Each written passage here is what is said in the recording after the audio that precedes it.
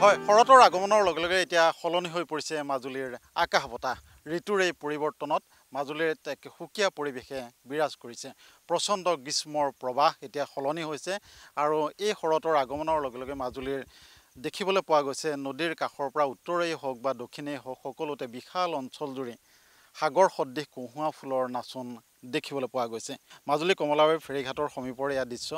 দিব্যই দেখুৱাইছে সামগ্ৰিক পৰিৱেশ কেনেদৰে আচলতে এই শৰতৰ বতৰত কেনেদৰে মাজুলীৰ আকাশ সলনি হৈছে, যি আচলতে কলীয়া ডাৱৰেৰে ৰূপ সলাই সোণালী বৰণ লৈছে। জাক জাক পৰিভ্ৰমী পক্ষীৰ এতিয়া আগমন ঘটিছে। ঠিক একেদৰে আচলতে বিভিন্ন দেশৰ পৰ্যটকসকলৰো এতিয়া আগমন ঘটিছে নদীদ্বীপ মাজুলীলৈ।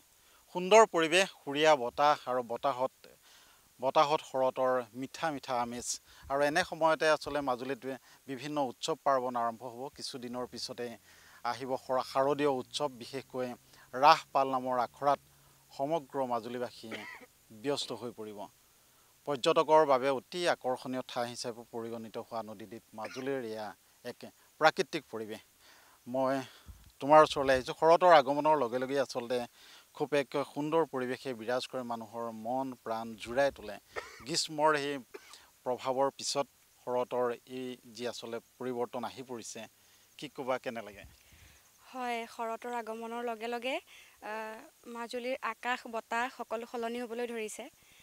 শস্য শ্যামলা অসমীয়াৰ ধৰণীত এতিয়া শুকুলা কহুৱা নাচিব ধৰিছে আৰু তলসৰা শেৱালিৰ সুগন্ধিয়ে মানুহৰ মন প্ৰাণ পুলকিত কৰিব আৰু লগে লগে মানুহৰ মনলৈ আনিব উৎসৱৰ জোৱাৰ।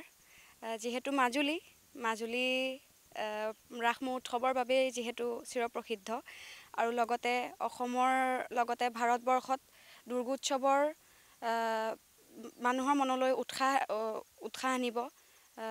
আৰু আচলতে বিশেষকৈ মাজুলীৰ পৰিৱেশে মানুহক বেছি আকৰ্ষিত কৰে। শৰতৰ আগমনৰ লগে লগে দেশী বিদেশী পৰ্যটক, চৰাই চিৰিকটিৰ আগমন আদি সকলোৱে মানুহৰ মন প্ৰাণ পুলকিত কৰি তোলে। আৰু আচলতে মাজুলীত যিহেতু ৰাস মহোৎসৱৰহে প্ৰয়োভৰটো বেছি হয়, সেয়েহে দুৰ্গোৎসৱৰ বিষয়ে ইমান মই যিহেতু মাজুলীৰ দুৰ্গোৎসৱৰ বিষয়ে মই ক'বলৈ বিশেষ নাযাওঁ আৰু ৰাস মহোৎসৱে মানুহৰ মন প্ৰাণ বেছি পুলকিত কৰি তুলিব। নিশ্চয়কৈ আচলতে প্ৰত্যেকৰে মাজুলীৰ প্ৰত্যেকগৰাকী মাজুলীয়া ল'ৰাই আচলতে এই সময়ছোৱাত মন প্ৰাণ পুলকিত কৰি তোলে। শৰতৰ আগমনৰ লগে লগে সলনি হোৱা ধৰণীয়ে সকলোৰে মনলৈ উৎসাহ, সকলোৰে মনলৈ আনন্দ কঢ়িয়াই আনে। ঠিক একেদৰে প্ৰাকৃতিকভাৱেও চহকী হৈ পৰা নদীদ্বীপ মাজুলীত এতিয়া এনেদৰেই আচলতে শীতল বতাহ বলিছে, নদীৰ পাৰ শুৱনি হৈছে। দেশী বিদেশী পৰ্যটক ইয়াতে আহি বিভোৰ হৈ পৰেহি। কেওফালে আচলতে খোলতালৰ ৰগৰ শুনিবলৈ পোৱা যায়। যেনিয়ে যোৱা যায় সেইফালে আচলতে সাংস্কৃতিক আখৰা চলি থাকে। এনে মনোমোহা এনে প্ৰাকৃতিক পৰিৱেশ, লগতে পৌৰাণিক যি কৃষ্টি সংস্কৃতিৰ প্ৰয়োভৰ, এই চহকী পৰম্পৰাক দেখি সঁচাকৈ সেইসকল পৰ্যটকো অভিভূত হৈ পৰে। হয় হয়, নিশ্চয়। যিহেতু সত্ৰীয়া সংস্কৃতি প্ৰসিদ্ধ মাজুলী আৰু মাজুলীৰ সত্ৰকে আদি কৰি কেইবাখনো মঞ্চত ৰাসৰ আখৰা বৰ্তমান কিছুদিনৰ পিছতে আৰম্ভ হ'ব আৰু সেই সাংস্কৃতিক পৰিৱেশে মানুহক বেছি আকৰ্ষিত কৰে, প্ৰতিগৰাকী পৰ্যটকক।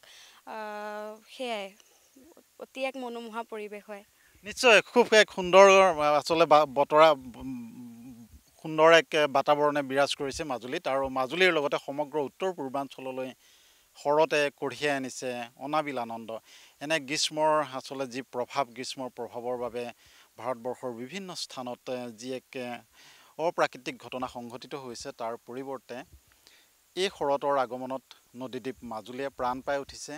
ইয়াৰ ঐতিহ্যই, প্ৰাণ পাই উঠিছে ইয়াৰ সংস্কৃতিয়ে আৰু বিভিন্ন দেশী বিদেশী পৰ্যটকে পূৰ্বে আচলতে তেওঁলোকে তালিকা প্ৰস্তুত কৰি থয়, ভ্ৰমণৰ তালিকাত আচলতে মাজুলীয়ে স্থান পাবলৈ সক্ষম হৈছে। মাজুলী সকলোৰে বাবে প্ৰিয় হৈ গৈছে। প্ৰকৃতিৰ অন্যতম আশ্চৰ্যকৰ সৃষ্টি নদীদ্বীপ মাজুলী তেনেদৰে শৰতৰ আগমনত উৎফুল্লিত হৈ পৰিছে। প্ৰাকৃতিকভাৱেও আচলতে বিভিন্ন দেশৰ পৰা দেশী বিদেশী আচলতে চৰাইৰ আগমন ঘটিছে, পক্ষীৰ কলৰৱত মুখৰিত হৈ পৰিছে নদীদ্বীপ মাজুলী। এয়াই মাজুলী, প্ৰাকৃতিকভাৱে চহকী প্ৰকৃতিৰ অন্যতম এক সৃষ্টি। এই সৃষ্টিয়ে সকলোৰে মনত যি আনন্দৰ জোৱাৰ আনিছে, শৰতৰ আগমনত যি এক পৰিৱৰ্তন ঘটিছে ঋতুৰ এই পৰিৱৰ্তনত উৎসাহিত হৈ পৰিছে সমগ্ৰ মাজুলীবাসী।